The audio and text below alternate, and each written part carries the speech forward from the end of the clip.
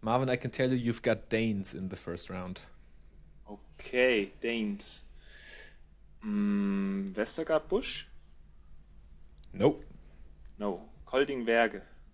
Are they Nope. in? No. They are in. Toft Meyerlund. Nope. Christiansen Bø. Nope. What? So many Danes. I'm who's also still there? confused. Yeah. But they're all. Who did I forget then? I'm trying to think of who you've missed too. Haha.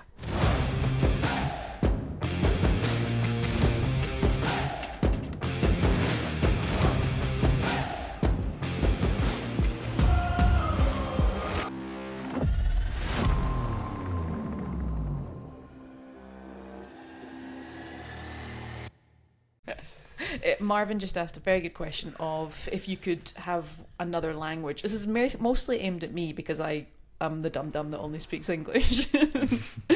But if you could add a third language to the two that you guys already know, what would your third language be? Just a quick question. We have started without. Yeah, we hello? have started. Okay. The intro comes after this first point. Okay. Yeah, perfect. Okay. A third one, I would love to be fluent in Chinese. Yeah, I mean, that's very useful. Practical. It's the obvious one, but it's also It's pretty the obvious one in badminton. I think if you would ask people in the streets, it would not be the first answer, I guess. Even though it would be smart. Mm-hmm. But True. yeah, I think I would pick Spanish or Italian. You need to get hands. That's verbal and gestures you'd need to learn. Yeah. There's a lot of gestures. That's a different language that comes with the speaking. Definitely. about, I would speaking of. Oh, You go, damn. you go. Oh, sorry. Speaking of gestures, I would really love to learn sign language. I think that would be super cool and useful. Also really cool, yeah. Yeah. I Very wonder good. if there is like American Sign Language and then there's British Sign Language and then I imagine there's German Sign Language and there must be variations of all the sign language. Because British and American are quite different, I think. Really? I thought it was just like the same for Worldwide. all. No, there's ASL and there's BSL and then I imagine there's whatever the three letters would be for German Sign Language. Yeah, I think, someone please correct me, I'm very willing to be corrected on this, but I think so. Yeah. Interesting. Yeah.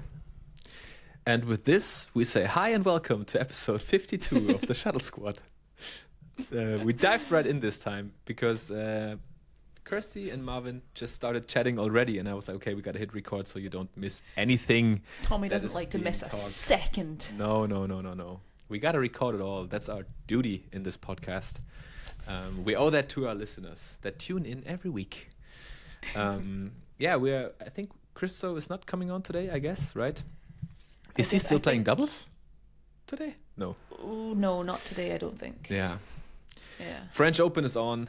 The boy is busy as usual. Yes, I think he always has some extra media commitments and things. So I guess we'll let, he is let it excused. slide this time. Yeah, I guess he's so. excused. But he won this morning, so that's a good thing. And there's one more guy on the podcast who also won this morning. Hell yeah. Yay. Hell yeah. Yeah. How was your game, Marvin? Yeah, actually pretty good. I think we played really, really high level, especially considering that our preparation was mediocre to maybe very shit. Details, please. Yeah, we struggled both the last 2 weeks with some issues. Actually twisted her ankle in the very first match in Alain, which is now almost 3 weeks back. And I hurt my knee in the quarterfinal of Alain Masters. And even if we would have won the match, I would not have been able to play the semifinal. So it was actually quite bad the day after, and I can still feel it. So, but yeah, you also weren't sure. it was in the first game, and you played the whole match. Yeah, the true. end. That's true. Still almost took the win in the second one, but yeah, it wasn't meant to be. And then also got like really, really stomach sick the last 7 days basically. So from I think Sunday to Friday it was really bad, and then first practice I think was Saturday morning, and that's also when we decided, can we go or can we not go? And then we said, okay, come on, let's just give it a shot. But yeah, preparation was not great. But now we're here and we won the first round, and it's super nice. We're super happy, and we're looking forward to the second round, and we feel a lot better already, physically and of course mentally. So I mean this question just purely an information gathering sense, but when was the last time that you won a round in a 750 tournament? Because you've just been kind of rebuilding up with Took as a new partner, and obviously you had a pretty tough time with Mark, and you didn't get a great run at Paris preparation and everything. So excuse my ignorance, but when was the last time you won a round in a 750 tournament? I can't tell you. Okay, good. I'm so sorry if it was last month. You're really right. I mean, I've played actually one other 750 this year with Daniel in India, but there I got food poisoning the night before the match, so I went on court being completely done. A ghost. And then I laid down in bed and slept for 16 hours afterwards, literally.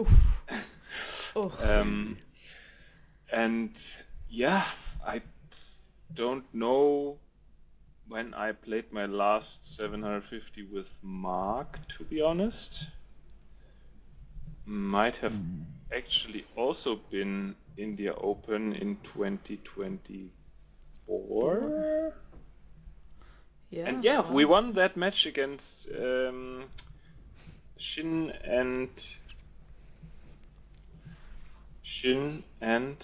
Baekchul and partner. I don't remember who he played with. But no, that's so good. Wow, it's been a while. Ko Sung-hyun. Sorry, there just a world champion, but yeah. Who's that guy?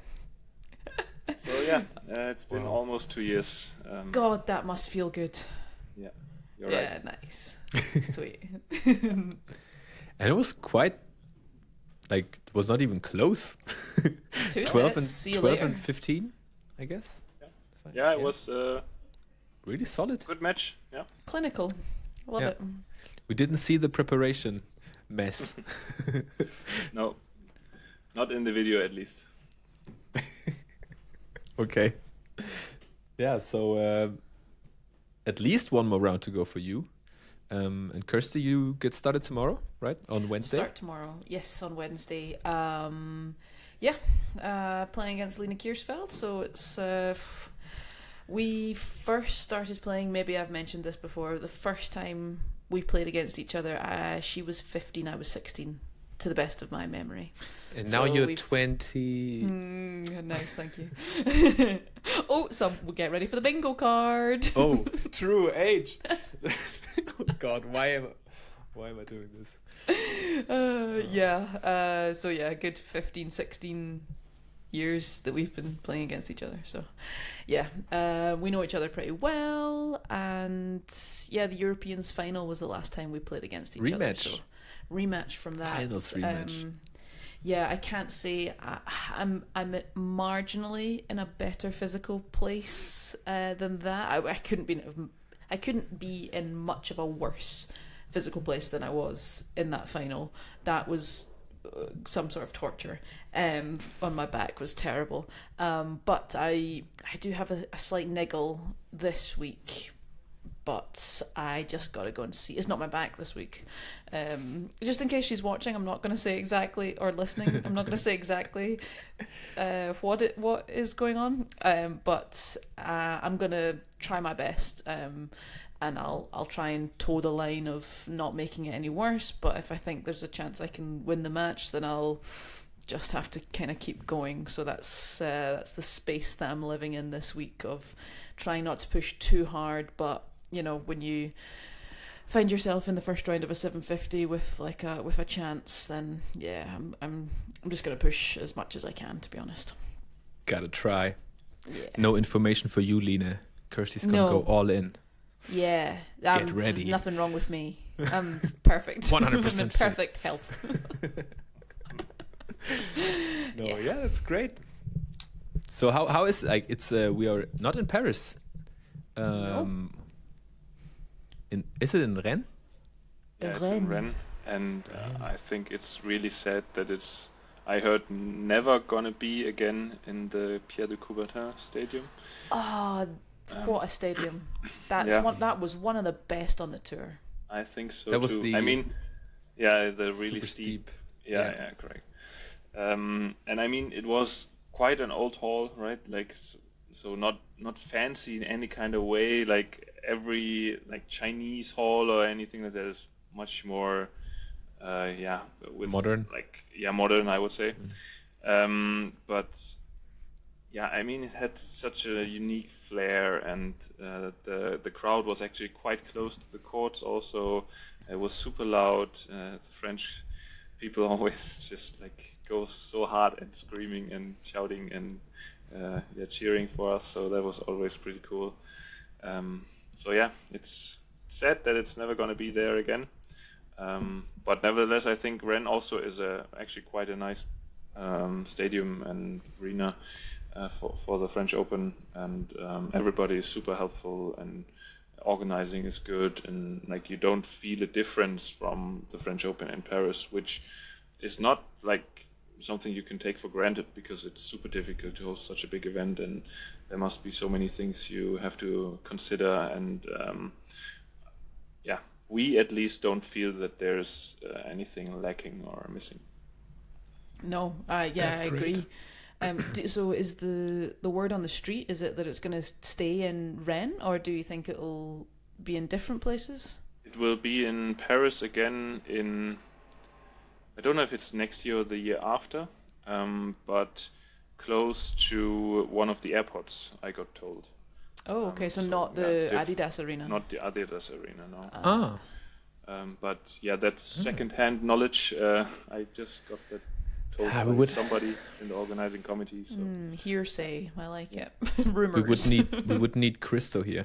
I think he told me that there was something with they can only host so many events in Paris or in that arena a year. That arena, and now they already had the World Championships this time, so they had to move the French Open. But I don't know. Yeah, we can ask him next week if that's still a thing. Yeah, but I would say that Rennes is a beautiful city to be in. I really like it. Never been.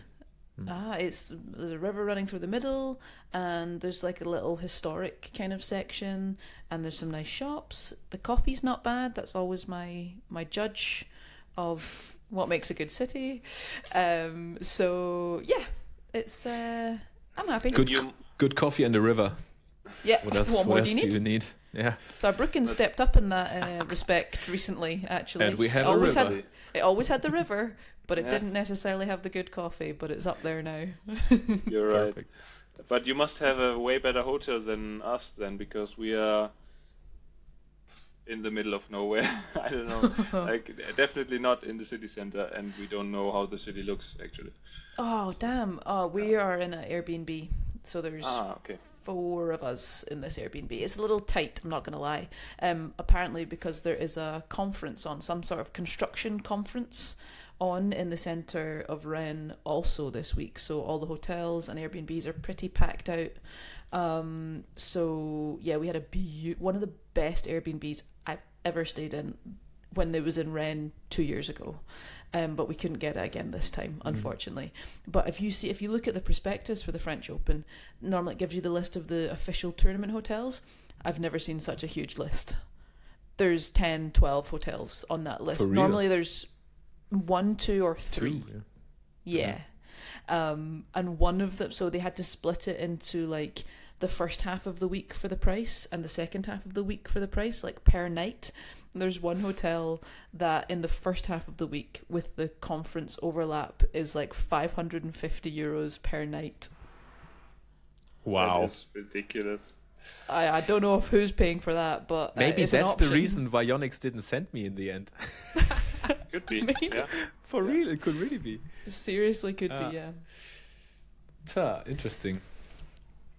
Yeah, I just saw an Instagram story from Sean Wendy, I think, who was like filming a hotel that didn't look really nice, and he was like, okay, so that's what we're dealing with. Okay. Yeah. Yeah. Yeah, I think, and the traffic, if you hit the traffic at the wrong times, I think it took them about an hour to get to the hall the other day. But it should take, well, it's taking us about 20 minutes. So, yeah. Oh, the challenges. Some insights on the challenges. Yeah. Sorry. Because we have like a 20-minute walk if you wanted to, and a 5-minute bus ride. Perfect. That's pretty dope. Yeah. That's cool. Yeah, the only thing that comes to my head when I think about tournaments in France is like just one person going ba ba ba ba ba ba ba ba ba. Allez! That's French tournaments for me, basically. Yes, because that jingle. I feel like most countries in Europe we have the clapping, Classic clapping. but not really more ideas in the crowd.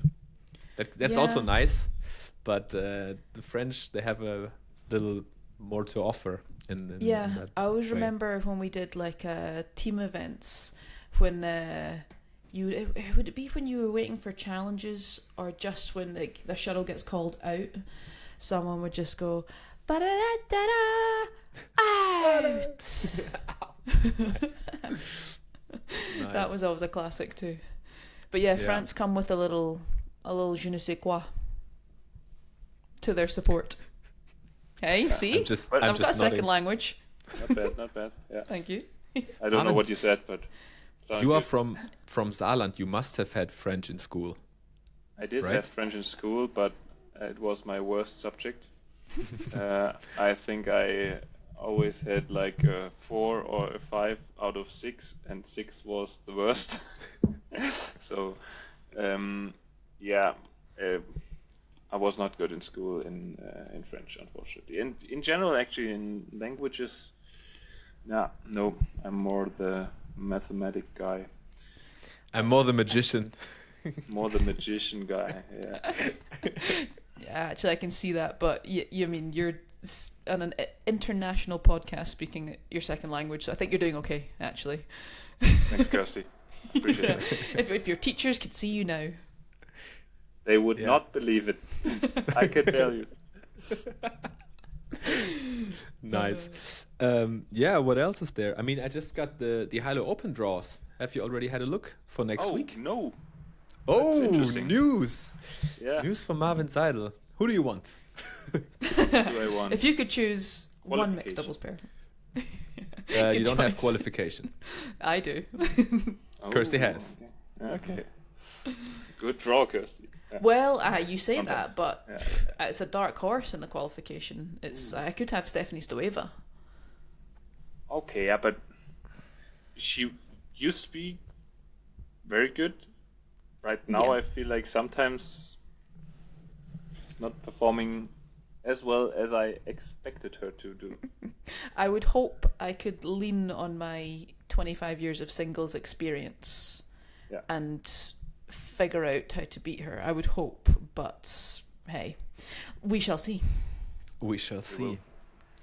Marvin, I can tell you, you've got Danes in the first round. Okay, Danes. Westergaard Busch? Nope. No. Kolding-Berge. Are they Nope. in? No. They are in. Toft Meilund. Nope. Christiansen Bø. Nope. What? So many Danes. I'm who's also still there? confused. Yeah.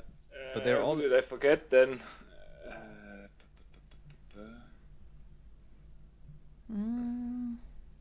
I'm trying to think of who you've missed too. Haha. Is it obvious who we've missed, or is it a No, rogue no. one? No, okay, it's a rogue one. I Okay. mean, Lundsgaard, whoever. Espersen. Oh, okay. And, Espersen Kutsk. Kutsk. Yeah, okay. Yeah, Yeah. I should. Kutsk. Yeah, I should know. They're in. Yeah. Okay. Interesting one. That's an okay one, I guess. Tough, as all the Danes are, but yeah. Who would then we be in the second round if we would win it? We have Indonesia or Ukraine. So typically, I would guess it's Indonesia. It's Gayatullah. Shianavi. Wait, this guy? Do you know him? Yeah, I mean, They are. apparently he's now 17 in the world, so Yeah, it's number 8 seed. yeah. Yeah, I think I saw a few matches of them, but they are quite new to the tour. more or Marva less, is at her least. name. Nita Violina Marva. Yeah, That's okay. that would Fair be a draw, second I round. would say. And if we look even further, just because we can as fans, then the beyond that Who it would be the final? No, after that it would be Vestergaard Bush, Dan McPherson, Jiquel Del Rio. Oh, you're not. You're no or way you're getting to the qualification. final. If you've got Alex and Julie, no way you're getting to the final. Yeah, Then. tough. Sorry. Tough. Yeah, always tough to get the Scots. And Yeah. I'm rooting for Tom and Delphine. Hey, To avoid the watch it. Scots. Smart. Yeah. Okay. And I think, don't Alex and Julie have a title to defend, or at least a final or Silver. something? Silver. I Silver, think. yeah. Yeah, they came out hot this time last year. I think it was one of their first tournaments together. And they just, got all the way to final, which is cool. That is quite amazing. Yeah, we have one really sad news for the tournament from a home tournament perspective, because Isabel Lohau, who we were hoping to give her comeback after a baby break, is not going to play because her partner Stine Kuspert is injured, twisted an ankle. Okay, I was going to they ask, withdrew not the already. same Yeah. injury. No Okay. ACL this time. Jeez. Luckily. Okay. Also, are we calling it a baby break? It doesn't seem like much of a No. break. How long was the break? I think she played until the HYLO Open, basically. Not really, not internationally, I think. But I think she played a league match before the HYLO Open last year, and then stopped playing in October or something. And now she played her first league match in September. Was it September when the league started? Yeah. So she played 2 league matches already, but would have had her comeback on international stage. Yeah, What a shame. we'll be waiting. Yeah, Damn. too bad. Really sad. The good thing is there's so many tournaments that I'm sure she'll find one that she can play. Yes, would have been a nice story for us with the home tournament and the comeback. For sure. And we're still. Is there anyone? I think, because as far as I know, there's no one who gave birth to a baby and came back to international badminton. Is there anyone? Do you know anyone? Jeba, or how Ziba? her name is pronounced. Ziba is, yeah. Yeah, That one. Matusiak and Ziba. Ah, okay. But that's probably the only example I could think of also. Yeah, Yeah. rare thing. But we will see how this works out. It's tough, I guess. Yeah. I mean, yeah, doesn't matter. But that's the HYLO Open. I'm really looking forward to it. There we go. Me too. I'm also looking forward to these T-shirts. Everyone's talking about them. Who's talking about them? You. Me and Alex. Yeah, they will not be for sale actually. It's just we just designed some pink shirts for the media team, and then I put it into my store and be like, who wants one? Because last year, I think at the European Championships in Saarbrücken, we did the same thing, and then there were many people afterwards coming to us like, can we buy them somewhere? And we're like, no, we just ordered them for ourselves. So now I got some orders already.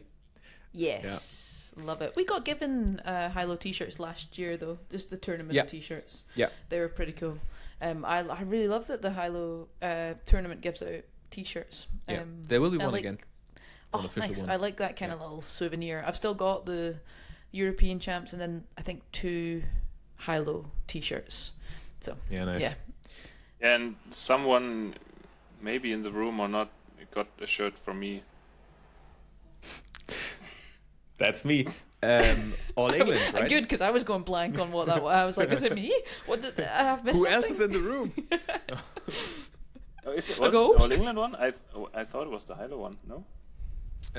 No, you gave me an All England one from. Okay. Even better. Yeah, Oh, yeah. that was really nice because that was my first All England, and I don't know, I didn't, because there you could buy them also, as like fan shirts. And I didn't in the first 2 days, and then I wanted to, and then they were sold out already. And then Marvin jumped in and saved me. Yeah, still sometimes wearing it. Nice. Is it the one with the court on it? Yeah, it's the Don't Blink or something. It says. Oh, on the back. Don't Blink one. Yeah. Nice. Yeah. And then we do the HYLO open shirts also. HYLO produces them and gives them to all the players. And it's always nice to have like that some players are wearing it for training and warm-ups and everything. So it's always cool. Yeah, that's a good thing. I like that. I like that kind of souvenir over a water bottle. That would probably also be a water. That would probably also be a water bottle. I appreciate a T-shirt more than a water bottle, though. Yeah. Personally, just personal preference. I think you have enough water bottles. You also have exactly. enough T-shirts. I just kind of still. This is true. I really don't need more T-shirts, but I like them. But if you get more T-shirts, you have more giveaways for fans. Very true.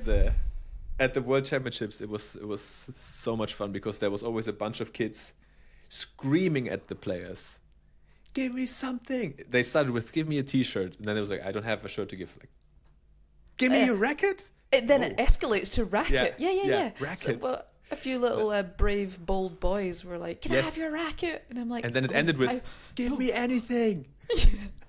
I think I gave away a sweatband, and I regretted giving away a sweatband, and I was like, "Damn, I kind of need that sweatband." Yeah, I don't have enough to give away.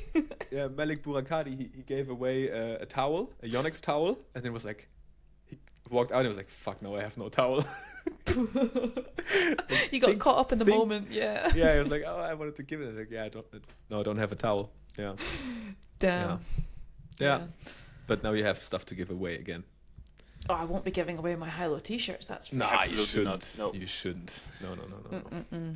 But maybe the water bottle. Hey, maybe. Give me your water bottle. Okay. Yeah. I actually always use the HYLO bottle for riding the bike. Perfect size. Yeah, it's quite a soft plastic, so it fits into those little cup holders, right? Yeah. I also have one actually. It's the favorite water bottle of my girlfriend. So. Yeah. There you go. Sharing is caring. High, low, Sharing high, is caring. low. Yeah. Oh, hey, HYLO branded pens. This podcast is in no way sponsored or paid by HYLO. It's genuinely not, but it could be if they wanted to. Do you want to? Yeah, we will see. Yeah, guys, is there anything else that you're looking forward to this week, or until we see each other in Saarbrücken? Actually, there's something in the German league interesting on the weekend, because there will be a big meeting from all the first and second league clubs deciding on how to move forward in the next years in terms of how many groups will there be in the league. Like, they consider, for example, to split the first league into North and South, which I think is not a clever way of doing it, but nevertheless they at least consider it. And also debating about how many clubs should be in the first league and also the second league. Right now it's the case that the second league clubs can also vote for the decisions of the first league, because it's considered basically as the Bundesliga, which consists of first and second league, and therefore both first and second league clubs have the same kind of vote. It doesn't matter if it's a rule that belongs to the first league or the second league.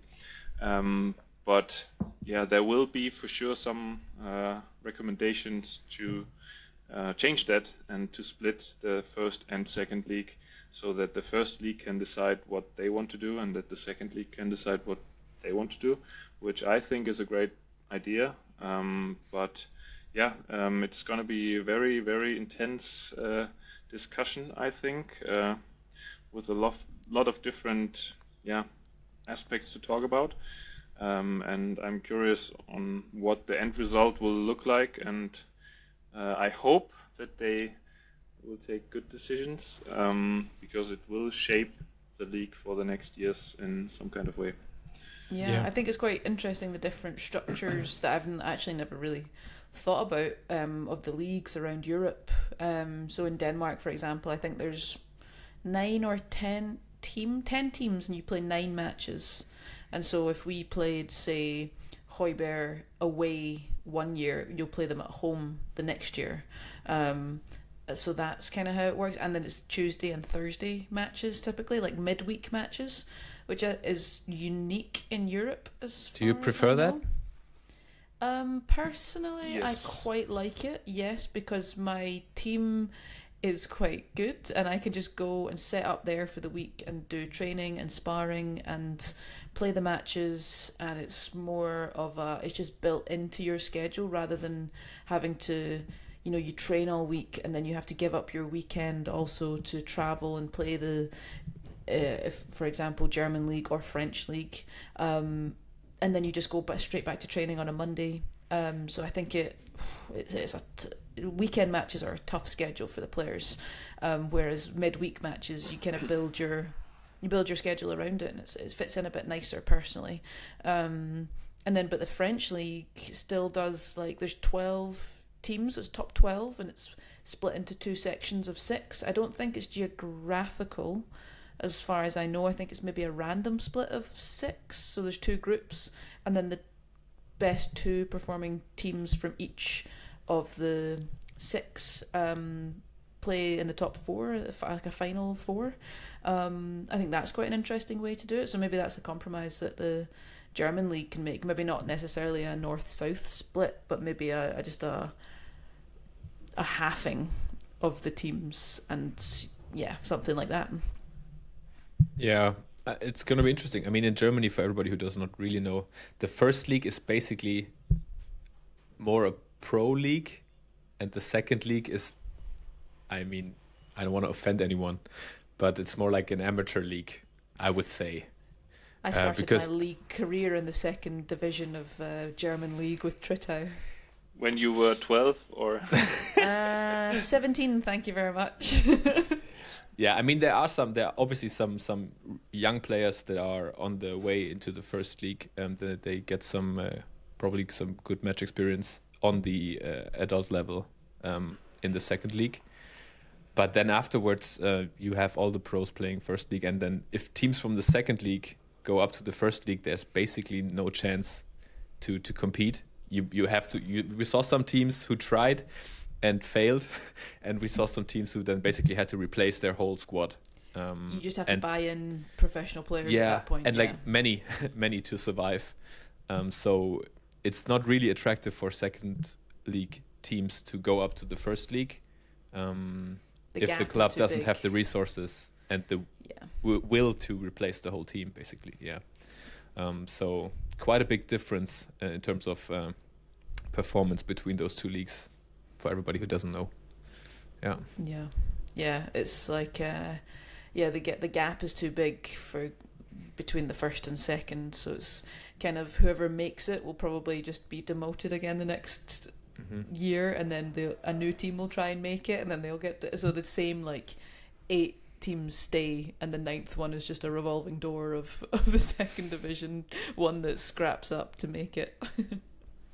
Yeah, it is a little bit like this, that's true, but therefore at least we can say that we have actually now a pretty strong league. Like the first 4 teams, 5 teams maybe, they have a very decent squad, and I mean, I personally like that the level is high and that it's not just like 1 or 2 easy matches and then you go home, which I also don't think is very nice for the spectators to see.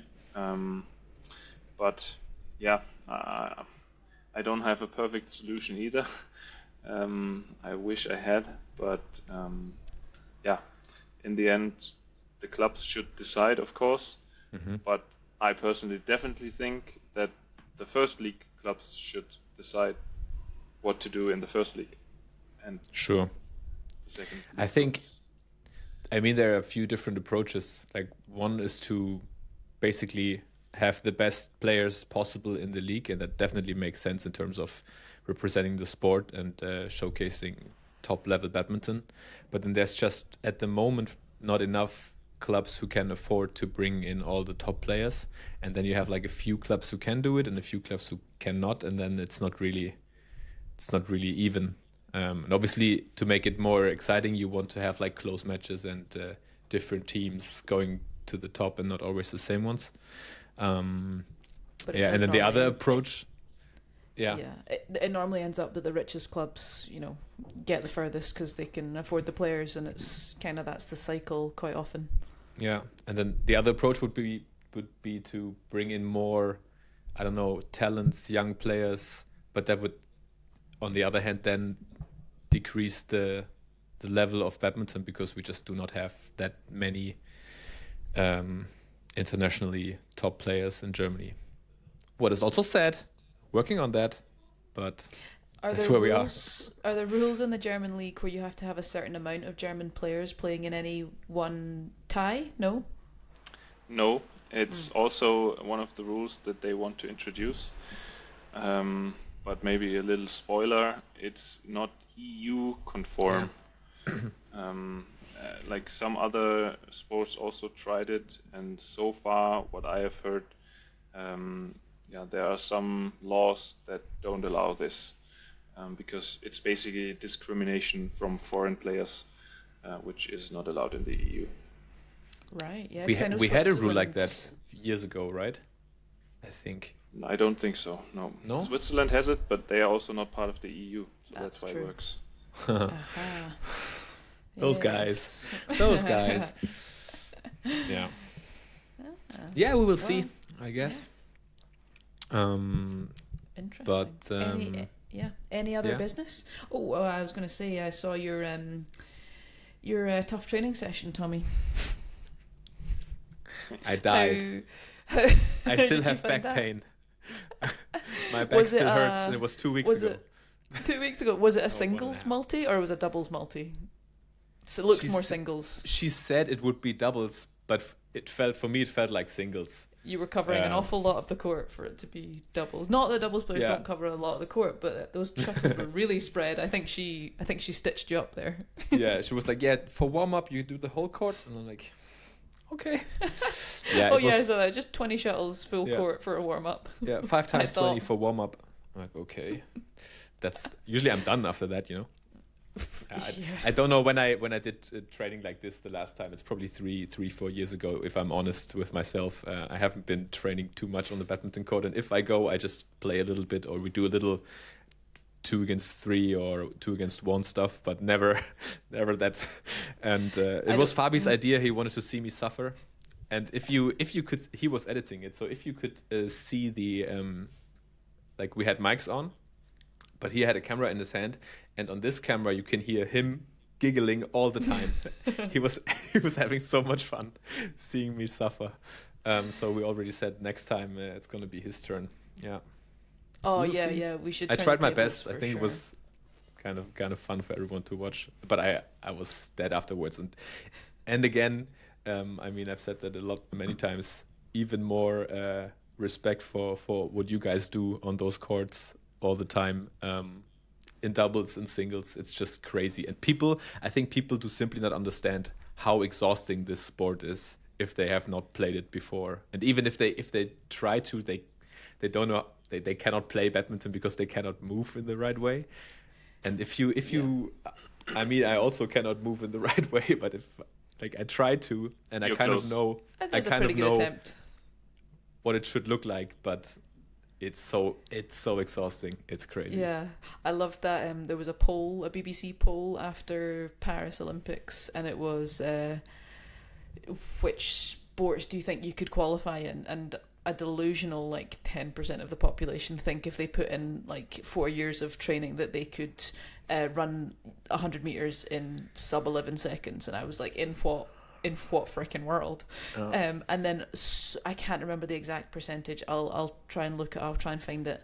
Thought that they could qualify for badminton, and considering only 3 GB players qualified for GB, and this is obviously a British poll. I just thought it was mad. But I'd love to just put them on a court and just get my multi-shuttle program, which is between 750 and 950 shuttles, and just right, okay, let's go. This is Friday morning. This is day 1 of the 4-year program. Day 1, 4-year program. Let's see how your butt cheek feels after this, eh? Yeah, I think people do not understand, but I mean, in every sport, obviously, I know that game when you with friends talk about, okay, in which sport would we most likely be able to qualify, and then it's just impossible. And the point also is, I mean, you would not make it in any of these, but you have to name one, right? Yeah. So, What would be most likely? And for me, I would pick football. That would, I think, really actually be. I'm not saying I could do it, but that would be my most likely, I think. But it takes years to work your way through the systems. It's not even like an individual sport. You have to. I find it funny with like team sports, or find it tough with team sports that you have to be picked.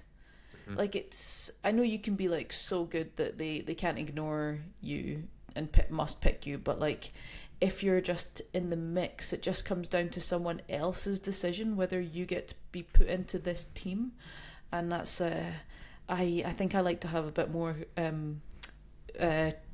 choice over my career, a bit more control over my own career.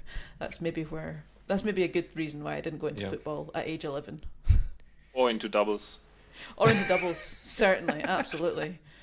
Even the matching your t-shirt colour with your partner looks tough sometimes when you're different sponsors. I tell you, that looks... Yeah, see?